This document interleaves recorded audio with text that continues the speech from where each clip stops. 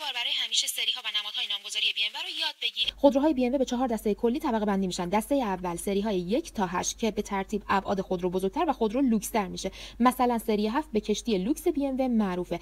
عدد ابتدایی نامگذاری خودرو هم نشان دهنده سری اونه 528، یعنی از سری 5. دسته دوم سری X یا همون کراس اوورها و SUV های BMW هستن که از X1 تا X7 وجود داره. دسته سوم سری Z، این سری خودروها دودر و اسپورت و کروکن که معروف ترینشون هم تو ایران Z4 و دسته آخر سری آین که خودروهای هیبریدی هستن. معروف ترینشون هم i8. علاوه بر این 4 دسته برای نامگذاری BMW یه سری نماد هم استفاده میکنه. آی اگه اول نامگذاری باشه یعنی خودرو برقی هیبریدیه. آی اگه آخر نامگذاری باشه یعنی خودرو بنزینیه. اگر دی استفاده بشه یعنی خودرو دیزلیه و سوختش گازوئیله. اگه ال آی باشه یعنی طول خودرو از بقیه خودروها بلندتره. اگه ام توی نامگذاری میبینین یعنی موتور اون ماشین تیونینگ شده است، تجهیزات بیشتری داره، ماشین اسپورتره.